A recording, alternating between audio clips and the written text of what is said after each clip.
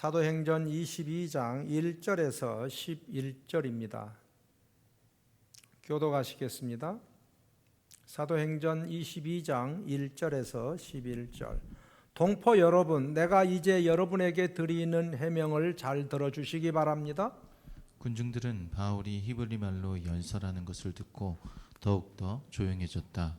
바울은 말을 이었다. 나는 유대 사람입니다. 나는 길리기아의 다소에서 태어나서 이 도시 예루살렘에서 자랐고 가말리엘 선생의 문화에서 우리 조상의 율법에 엄격한 방식을 따라 교육을 받았습니다. 그래서 나는 오늘날 여러분 모두가 그러하신 것과 같이 하나님께 열정적인 사람이었습니다. 나는 이 도를 따르는 사람들을 박해하여 죽이기까지 하였고 남자든 여자든 가리지 않고 묶어서 감옥에 넣었습니다. 내 말이 사실임을 대제사장과 모든 장로가 증언하실 것입니다. 나는 그들에게서 다마스쿠스에 있는 동포들에게 보내는 공문을 받아서 다마스쿠스로 길을 떠났습니다. 나는 거기에 있는 신도들까지 잡아서 예루살렘으로 끌어다가 처벌을 받게 하려고 했던 것입니다. 가다가 정오 때쯤에 다마스쿠스 가까이에 이르렀는데 갑자기 하늘로부터 큰 빛이 나를 둘러 비추었습니다. 나는 땅바닥에 엎어졌는데 사울아 사울아 내가 어찌하여 나를 핍박하느냐 하는 소리가 들려왔습니다. 그래서 내가 주님 누구십니까 하고 물었더니 그는 나에게 대답하시기를 나는 내가 핍박하는 나사렛 예수이다 하셨습니다. 나와 함께 있는 사람들은 그 빛은 보았으나 내게 말씀하시는 분의 음성은 듣지 못하였습니다. 그때에 내가 주님 어떻게 하라 하십니까 하고 말하였더니 주님께서 내게 말씀하셨습니다. 일어나서 다마스쿠스로 가거라. 거기에서 내가 해야 할 모든 일을 누가 말해줄 것이다. 나는 그 빛의 광채 때문에 눈이 멀어서 함께 가던 사람들의 손에 끌려 다마스쿠스로 갔습니다. 더 읽어야 되지만 이 정도로 본문을 정했습니다. 우리 교회는 거의 매주 간증을 하죠. 간증에는 다양한 종류가 있어요. 구원 간증이 있고 삶 공부 수료 간증이 있고 세례 간증이 있고 또 감사 간증이 있고 치유 간증, 전도 간증 등등 많죠. 간증이 많다는 것은 좋은 겁니다. 그러고 보면 우리 교회가 좋은 교회 같아요. 더구나 설교를 하기 전에 하나님이 나에게 베풀어 주신 감사, 은혜를 간증하면 성도들의 마음이 말씀을 받을 때에 좀 더 열려지고 부드러워진 것 같아요. 그런 건 있어요. 물론 불필요한 간증도 덜어는 있어요. 예를 들어서 자기 자랑 간증을 한다든지 땅 부자가 되었다나 코인을 투자했더니 몇 천을 벌었다나 이런 간증은 사실은 그렇게 좋은 간증은 아닙니다. 하나님께 영광이 돌아가고 또 하나님을 자랑하고 하나님이 베풀어 주신 은혜를 감사하면서 나누는 거 좋은 간증입니다. 오늘은 맥주 감사 주일인데요. 맥주 감사에 대해서는 지난 주일날 말씀을 드렸기 때문에 하지 않겠습니다. 저는 오늘 사도 바울이라고 하는 한 인간이 자신의 삶을 돌아보면서 하나님께 감사하고 하나님을 자랑하는 감사와 간증을 설교하려고 합니다. 예수 믿기 전에 나는 어떤 사람이었는가? 이것도 하나의 간증입니다. 예수 믿게 된 동기가 뭐였는가? 예수님은 나에게 누구신가? 나는 어떻게 살아야 할 것인가? 이런 게 바로 간증의 중요한 대목들입니다. 그래서 과거, 현재, 미래를 넘나들며 간증을 합니다. 오늘 본문이 특별히 사도 바울의 이 간증은 가는 곳마다 제가 알기로도 한 3곳 정도의 자기의 간증을 설교로, 간증으로 합니다. 그 중에서도 첫 번째 나누고 싶은 것은 내가 예수 믿기 전에 누구였는가?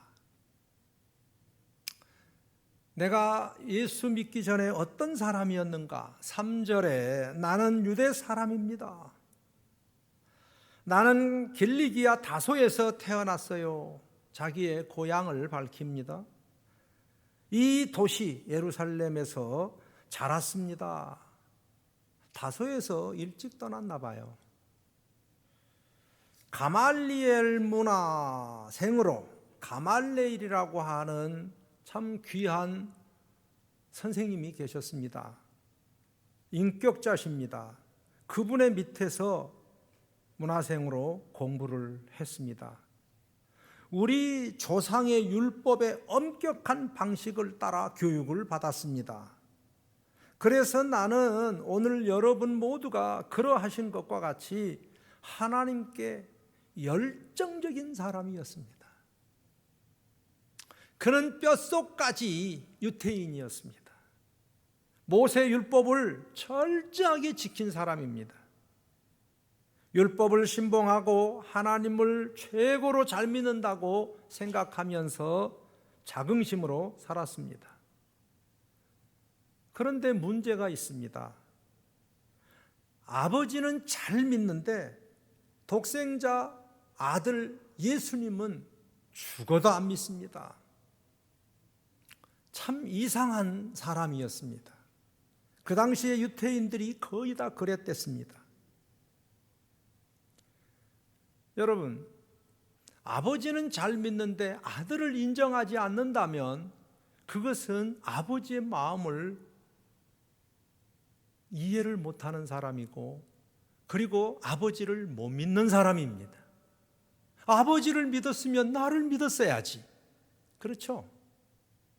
그러니까 이건 반쪽쟁이도 아니고 완전히 뭔가 잘못된 신앙관을 가지고 있었습니다. 당시의 유태인들이 거의 다 그랬습니다. 알맹이를 빼놓고 살았습니다.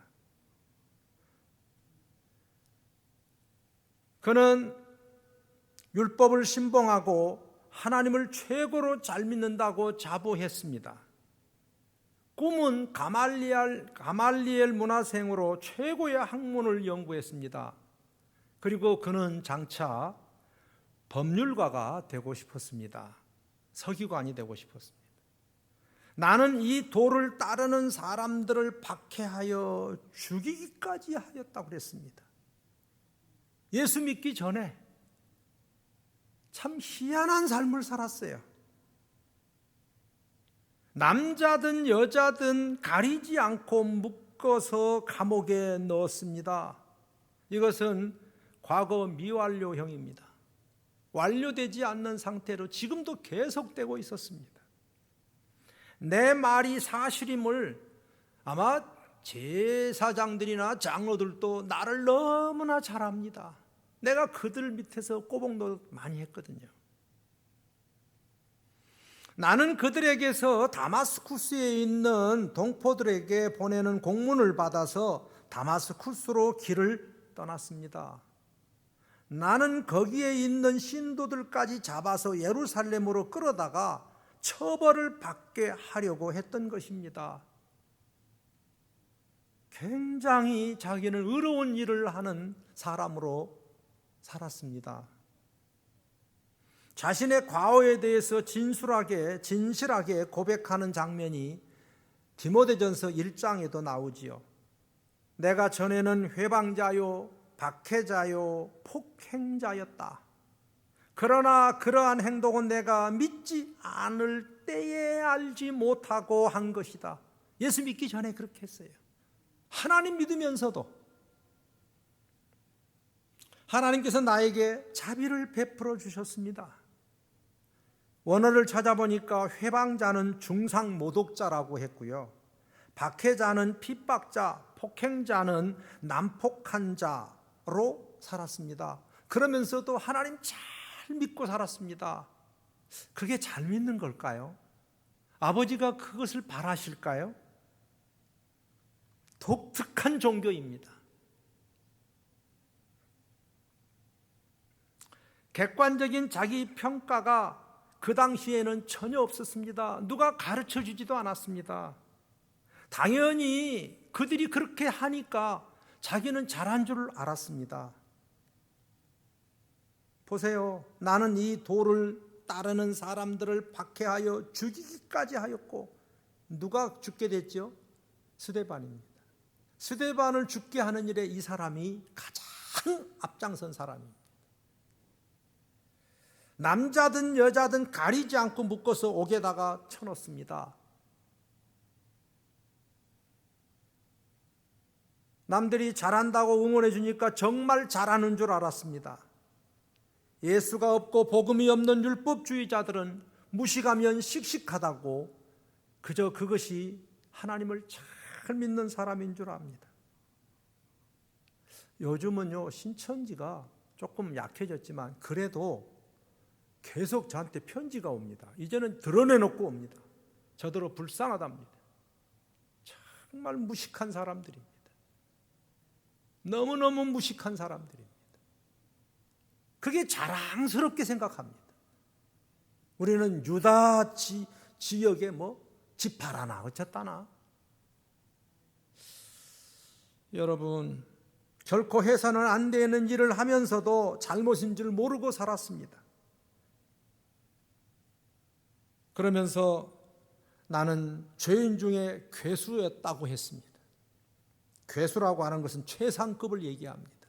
아주 나쁜 사람이었습니다. 오늘날 이런 사람들 때문에 하나님이 욕을 먹는 거 아니겠어요?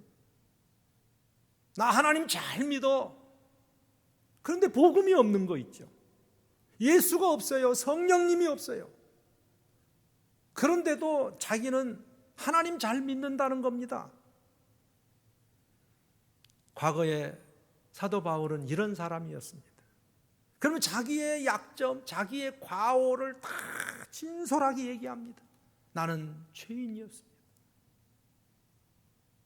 이것이 첫 번째 단계입니다. 그 다음에 두 번째, 이분이 늘 간증한 것 중에 하나가 예수 믿게 된 동기를 얘기합니다. 여러분들도 아마 그런 동기가 다 있으실 거예요. 과거에 어떻게 살았는지 우리의 자신도 우리가 잘 알 겁니다. 두 번째로는 예수 믿게 된 동기는 다마스쿠스로 가는 길에서 예수를 믿게 되었습니다. 처음에는 불행한 길을 갔는데 하나님의 은혜로 행복의 길로, 오늘 강의 이제 첫 번째 밤인데요, 행복의 길로 하나님이 인도해 주셨습니다. 여러분, 내가 자유의 몸으로 내가 하고 싶은 거 하는 거 누구나 그렇게 할 수 있지만 그것이 과연 행복의 길인가 생각을 해봐야 합니다. 저는 오늘 밤에 여러분을 행복의 길로 초대하겠습니다. 시간 내고 투자하고 힘쓰고 애써서 귀한 행복의 초대를 여러분 꼭 응하시기를 바랍니다. 참 이 사람은 5절 이하에 보면 공문을 받아서 다마스쿠스로 길을 떠났다. 거기에 있는 사람들을 체포해서 처벌을 받게 하려는 것이었다고 했습니다. 그는 법을 공부한 사람이기에 공문을 완벽하게 준비를 했을 겁니다. 공문이라고 그랬잖아요. 거기 보면 동포들에게 보내는 공문을 받아서 종교회의에서 합법적으로 공문을 받아가지고 예수 믿는 사람들을 체포하려 갔던 것입니다. 6절에 가는 것은 자기 자유였지만 그곳에 하나님이 계셨습니다. 진짜 하나님을 만났습니다. 진짜 하나님의 아들 예수님을 만나게 됐습니다. 참 인간이요, 너무 엉뚱하지만 그래도 하나님의 은혜라는 게 있습니다. 나는 죄인이고 괴수고 회방자고 박해자고 폭행자였지만 하나님은 나 같은 죄인을 들어서 하나님이 구원하시려고 찾아오신다는 사실입니다. 이게 은혜입니다. 따라하세요. 하나님의 사랑, 하나님의 은혜, 하나님의 용서, 세 가지만 가지면 우리 못할 게 없을 것 같아요. 하나님의 사랑받은 자, 하나님의 은혜를 입은 자, 하나님의 용서를 받은 자, 어떻게 해? 어떻게 미워해? 이분은 6절에 가다가, 예수 믿는 사람들을 체포하러 가다가 정오쯤에 다마스쿠스 가까이 이르렀는데 갑자기 하늘로부터 큰 빛이 나를 둘러 비췄다고 했습니다. 성경에 보면은요, 갈라디아서 3장에도 그는 눈이 안질이 매우 안 좋았습니다. 학자들은 그때 너무 강력한 오늘 본문의 빛에 의해서 눈이 시력이 나빠졌다라고도 해석을 합니다. 여러분, 정오면은 가장 밝은 때입니다. 그런데 정오의 빛보다 더 강력한 빛, 주님이 빛으로 찾아오신 겁니다. 예, 빛 가운데서 주님이 찾아오셨어요. 그리고 거기에서 주님의 음성을 들었고 주님의 모습을 발견했습니다. 이때를 자기는 무엇으로 얘기하냐라면은 나는 사도다. 사도라고 하는 것은 평소에 예수님을 직접 만나고 복음을 전하고 경험한 사람들이 사도에 속한데, 나는 예수님을 다마스쿠스에서 만났다는 거예요. 보았다는 거예요. 그래서 자기는 비록 꼬레비 제일 끝이지만은 그래도 나는 예수님의 사도다. 이 예수님의 사도성, 이 사도 바울의 사도성에 대해서 굉장히 시비를 많이 했습니다. 그런데 당당하게 나는 그때 예수님을 보았다. 예, 그래서 나는 사도다 그럽니다. 그때 본 겁니다. 예수님께서 살아계신 실체를 그에게 보여주셨습니다. 이미 돌아가신 지가 한참 됐는데,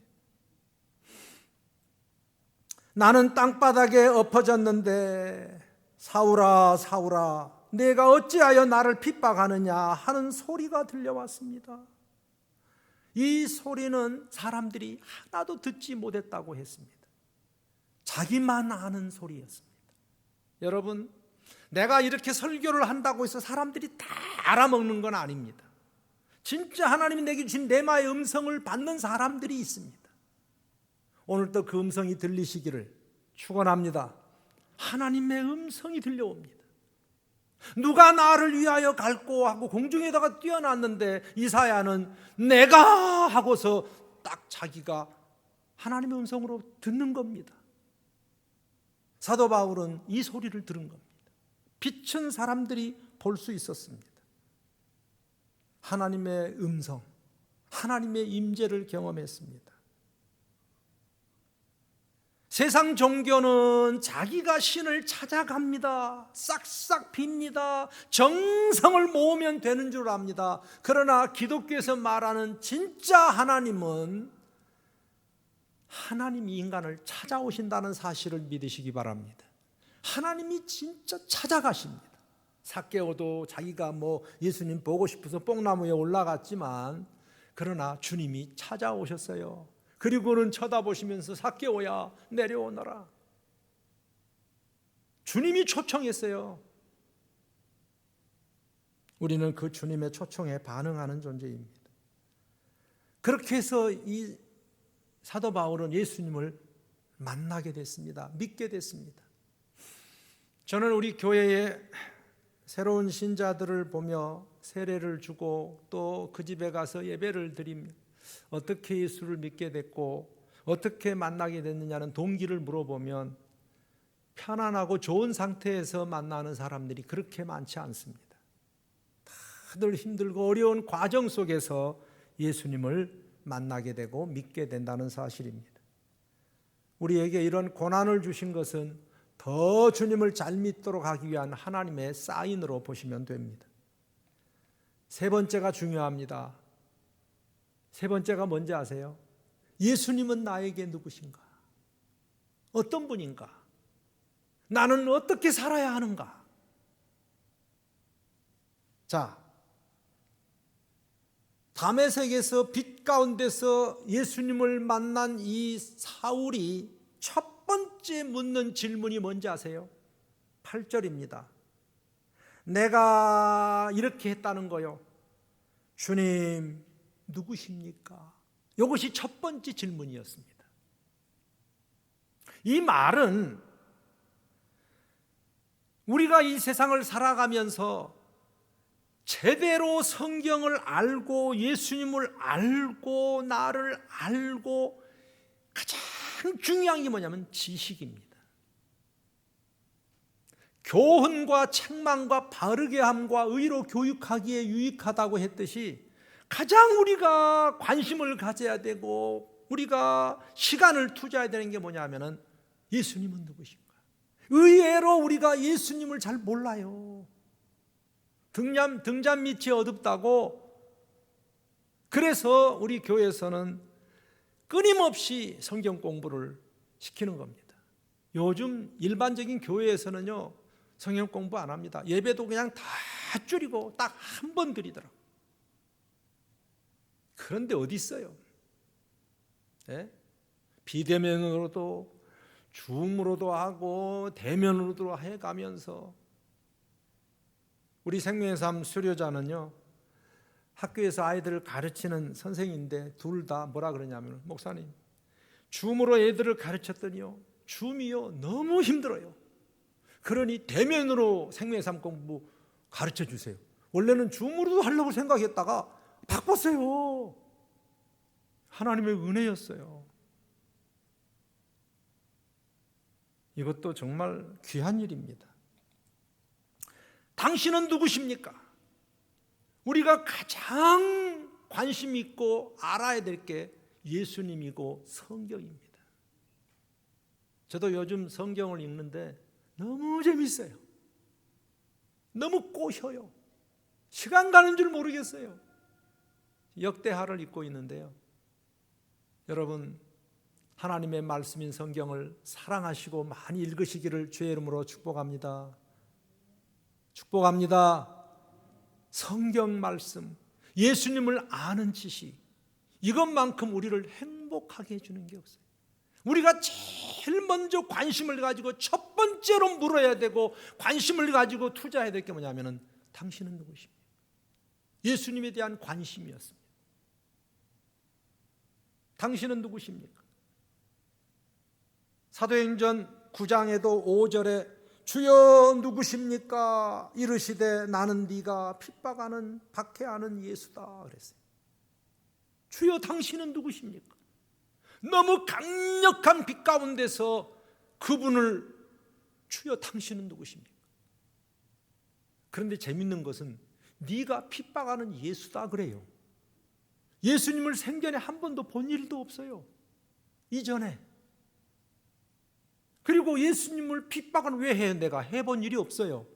그런데도 네가 핍박하는 예수다 그래요. 다시 말하면 예수 믿는 사람을 핍박하는 것이 예수님을 핍박하는 거 아니에요? 어린 소자에게 내 이름으로 냉수 한 그릇 대접하는 것이 내게 하는 거라고 하잖아요. 그래서 우리에게는 예수님이라는 대상이 참 많아요.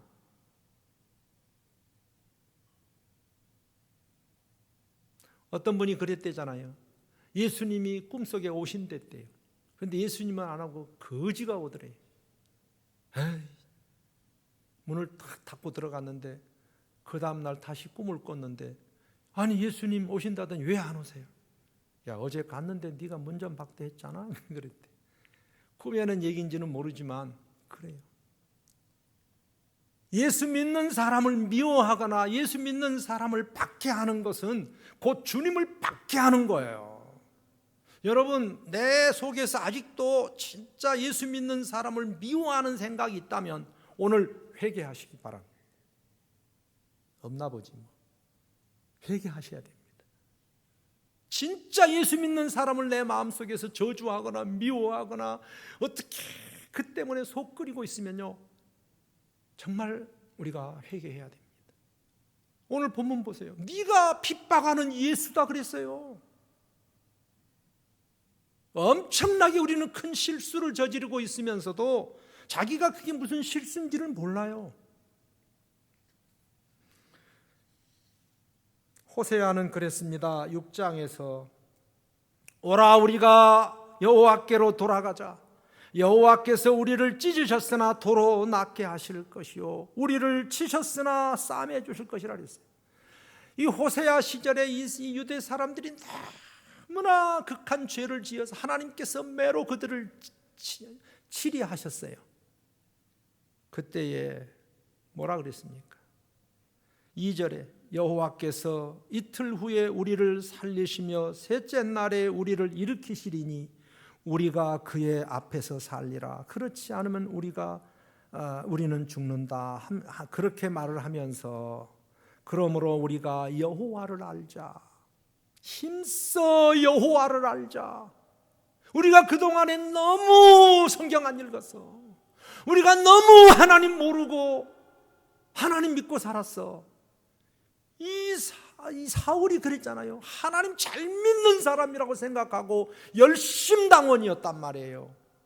그게 최고 잘하는 줄 알았어요. 여러분 우리가요 무식하면 씩씩하다고 얼마나 이상한 짓 많이 하고 있는지 몰라요.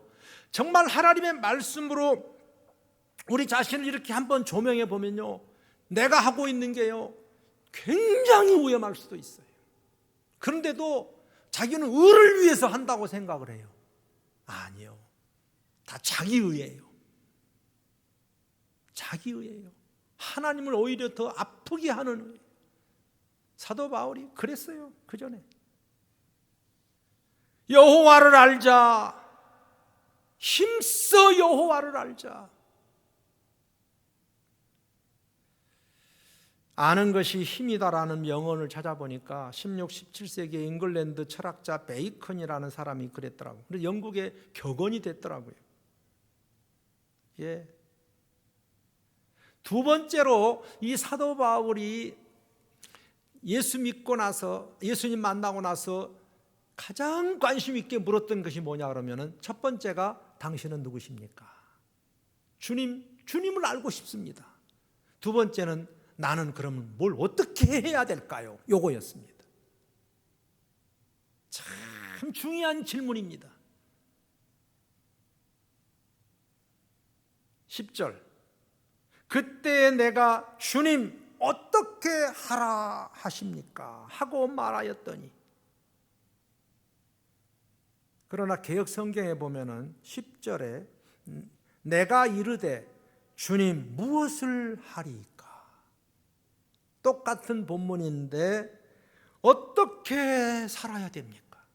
무엇을 해야 됩니까? 이 두 가지 질문을 다 해도 좋아요. 내가 어떻게 살아야 됩니까? 무엇을 위해서 살아야 됩니까? 이 사도 바울이 예수님을 알기를 원했고, 그 다음에 내가 지금까지 살아온 방식이 잘못됐다는 것을 이제 알게 되고, 나중에 엄청나게 후회하고 회개하고 자기를요 얼마나 자학할 정도로 자기의 죄성을 회개했습니다. 내가 원하는 바 선은 행치 아니하고 도리어 미워하는 바 악을 행한 존재였다고. 인간이 그래요. 그래서 저는요 부르심, 이걸 소명이라고 하고 무엇을 어떻게 해야 됩니까? 이것을 사명이라고 보면 좋아요. 우리에게는 하나님의 부르심이 있어요. 거기에 따르는 삶, 어떻게 살아야 합니까? 이런 질문은 우리에게 너무나 중요한 거예요. 여러분, 우리 아이들이 어려서 잘 모르지만 이제 철이 들면 알아요. 근데 너무 철이 들어서는 늦어, 공부하는 게. 저처럼. 저는 공부의 필요성을 미리미리 알고 맨날 서울에 올라와서도 10년 동안 학교 다니는 꿈을 꿨어요. 근데 현실로 딱 이루어진 때가 23살이었어요. 23살에 내가 공부를 해야 되겠다라고 결단을 했어요. 그게 고등학교 1학년 입학이었어요.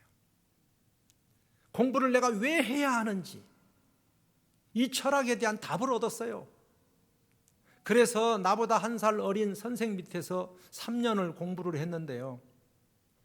그래도 힘들지 않게 아라비아 3년을 보냈어요. 복음을 전하는 목사가 되기 위해서였어요.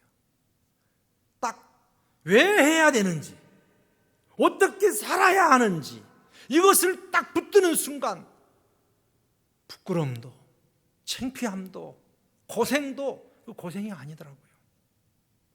그것은요, 해볼 만한 고생이에요. 만약에 그 아라비아 광야 3년을 내가 겪지 않았었으면 어떻게 살아야 되는지는 없었을 거예요. 주님을 알고 나니까 내가 어떻게 살아야 되는지를 알겠더라고요. 저는 잘 모르겠어요. 그래서도 안 되겠지만 저는 목사가 된 게 너무 복받은 자라고 생각합니다. 목사 안 하고 무슨 재미로 사나, 저는 그런 생각이 들어요. 여러분들을 보면 세상에서 이 목사만큼 귀한 직분이 없구나, 어떻게 사는 건지.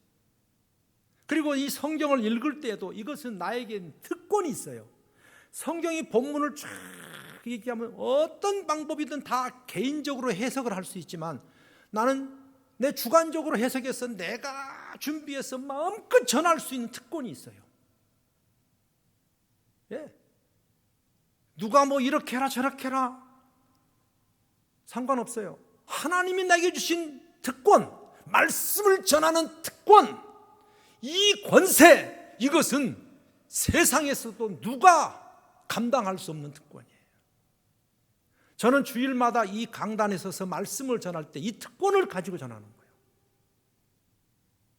물론 좋은 설교를 뺏기기도 하고 정말로 은혜 받은 것을 그대로 전하기도 하지만 요즘은요, 거의가 다 하나님께서 내게 주신 레마의 음성이에요. 그런데 이것을 전할 때마다 얼마나 힘이 나는지 몰라. 어떻게 살아야 됩니까? 무엇을 위해서 살아야 됩니까? 우리들이 맨날 의식주 문제 때문에 뭘 먹고 뭘 마시고 살까, 여기에 매이지 않고 하나님께서 해주시겠지, 하나님이 해주시겠지. 주님을 알고 주님이 기뻐하시는 일을 하려고 하면 하나님이 책임져 주시겠지. 저는 모든 것이 여기서부터 그렇게 하면 된다고 생각합니다. 그러다 보니까 삶이 굉장히 단순해졌어요. 옛날에 보면은 목회는 7가지가 다 준비돼야 된다.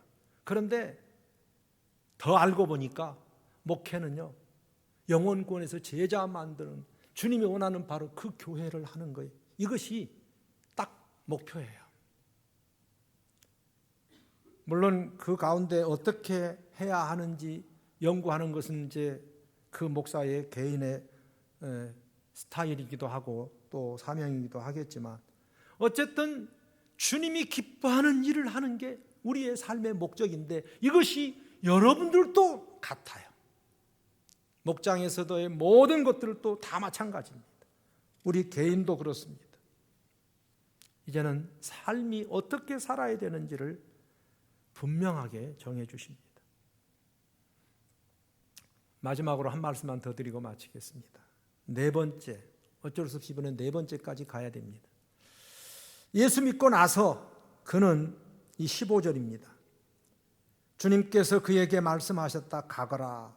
그는 내 이름을 이방 사람들과 임금들과 이스라엘 자손 앞에 가지고 갈 내가 택한 내 그릇이다. 이것은 아나니아를 통해서 하나님께서 주의 종 사도 바울에게 전해준 메시지입니다. 내가 이제 살아야 되는 게 분명해졌습니다. 나는 이제 어떻게 살아야 되는가?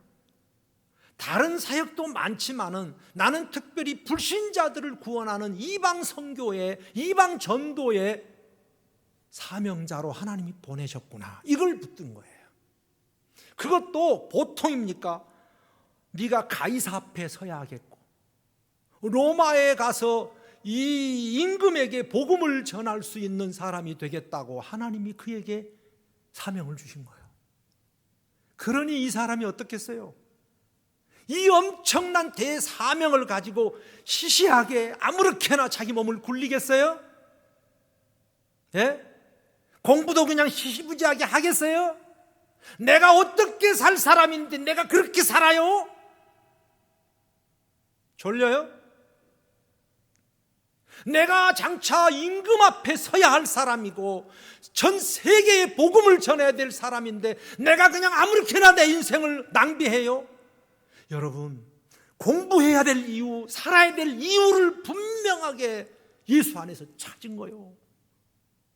이게 우리가 살아가는 방식이에요. 너무 멋진 모델을 제시해 주셨어요. 그래서 오늘 설교가 내 지난 날을 생각해 보니까 너무 감사해. 그래서 그것이 간증이 됐어요. 이게 전도예요. 우리 8월 마지막 주가 우리 교회 32주년입니다. 딱 2달 남았어요. 지금부터라도 마음을 좀 다잡고 주여, 주님이 원하는 게 뭡니까? 주님이 원하시는 거 제가 한번 해보겠습니다. 그러면 주님 뭐라고 하신지 아세요? 틀림없어요. 야야, 너 감사하면서 살아라. 감사할 것도 많지 않지만 그래도 찾아봐. 감사할 게 얼마나 많은지. 그리고 그거 다른 사람에게 좀 전해줘. 그러면 돼요. 평소에 안 하다가 갑자기 하면요, 사람들요 잘 안 들어먹습니다. 지금부터라도 우리 만나서 주님 사랑 전하고 주님의 사랑을 함께 공유하고 신세도 좀 져주시고 말이죠. 밥도 좀 사주시고 그러다가 마지막에 기도하다가 한번 부탁이 있는데 좀 들어줄래? 그러면 사람들은요 응합니다. 사랑하는 우리 수지학교 성도 여러분, 그는 15절에 이방 사람들과 임금들과 이스라엘 자손들 앞에 가지고 갈 내가 택한 그릇이다. 사도 바울은 이 사실을 깨닫고 나서요 가슴이 터질 만큼이나 황송했을 것 같아요. 내가 누구였는데, 그죠? 내가 이렇게 귀한 인물로 하나님 앞에 쓰임 받을 수 있다니.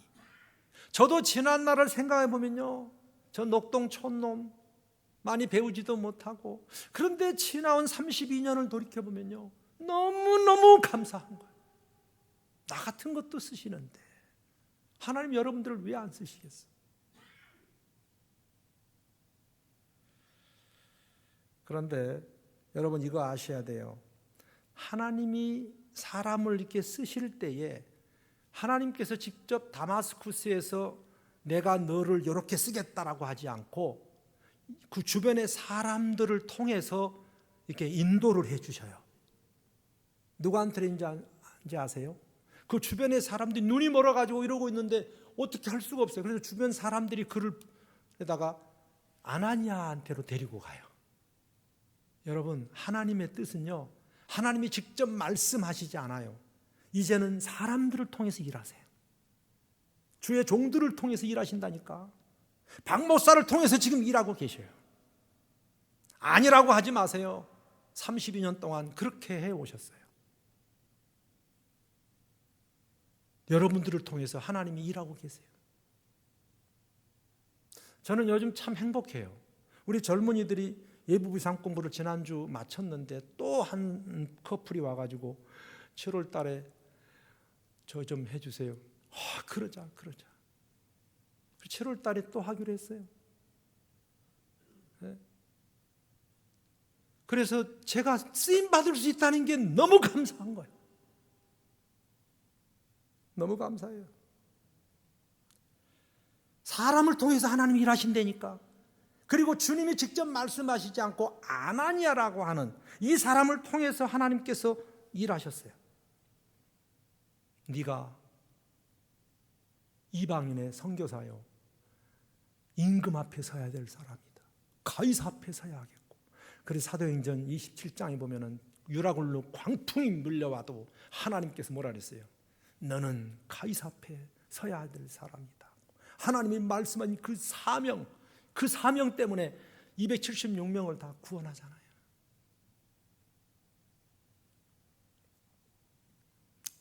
말씀을 마치겠습니다. 우리에게는 최소한의 4가지는 아주 짧게든 길게든 간직하고 계셔야 돼요. 첫 번째, 이건 뭐 너무나 쉬워. 예수 믿기 전에 나는 누구였나? 솔직하게 나눌 수 있는 사람. 그 다음에 예수님 내가 믿게 된 동기가 뭐였나? 이래저래 사람마다 달라. 그리고 예수님은 지금 나에게 누구신가? 나의 구원자요 주인이시다. 마지막으로 나는 어떻게 살아야 되나? 나는 지금 이렇게 살고 있다. 여기에 전도요. 이게 감사거리예요. 앞으로 2달 동안 여러분들이 만나는 사람마다 1분짜리로 요약해서 간증할 수도 있고 늘려서 10분도 할 수도 있고 이 4가지의 이 주제를 꼭 간직하고 계세요. 다 있어요, 우리에게는. 그러면 그냥 교회 나와라 이런 얘기 할 필요 없어요. 나는 있잖아, 이런 사람이었는데 나는 이렇게 해서 만나게 됐고 지금 나에게는 그분이 이런 분이셔. 나는 너무 행복해. 그저 한마디 해주면 그분이 감동 먹습니다. 성령이 역사하실 줄로 믿습니다. 이 은혜가 이번 주부터 행복의 길로 들어서서 그 은혜가 여러분을 통해서 간증되어지고 감사가 전해지기를 주의 이름으로 축복합니다. 우리 다 같이 일어나셔서 주의 은혜라, 내가 지금까지 지내온 거 주의 은혜라. 맞아요.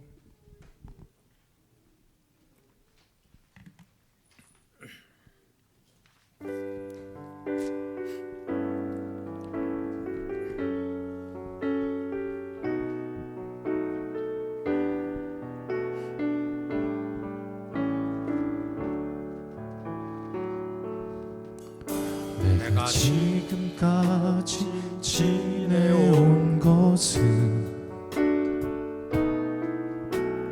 주의 은혜라, 주의 은혜라. 지금까지 지내온 것은 내가 지금까지 지내온 것은 주의 은혜요, 주의 은혜라.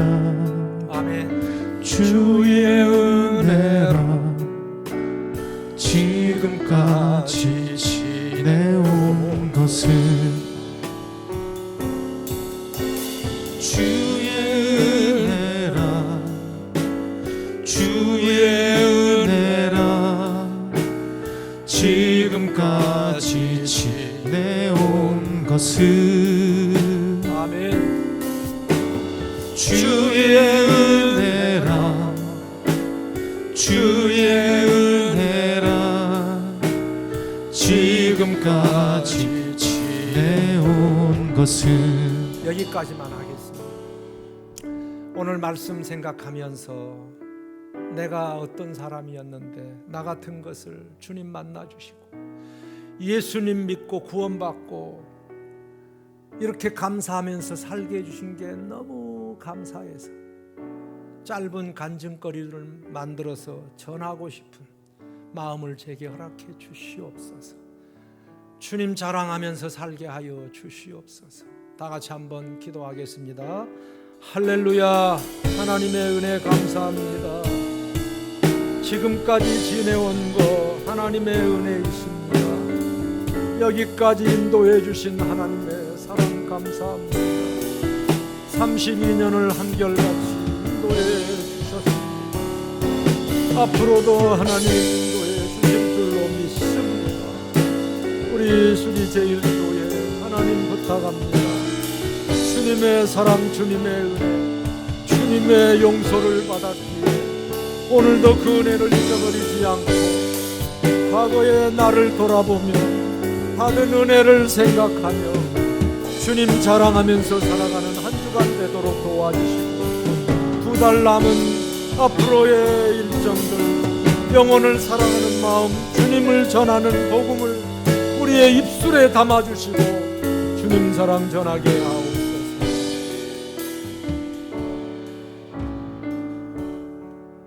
이제 평안한 마음으로 세상에 돌아가세요. 선한 일에 용기를 가지시며 악을 악으로 갚지 마시고 항상 연약한 자를 도와주시고 병들고 고난당한 이웃을 위로하여 주세요. 모든 사람을 존경하며 주님께 봉사하고 주님을 사랑하십시오.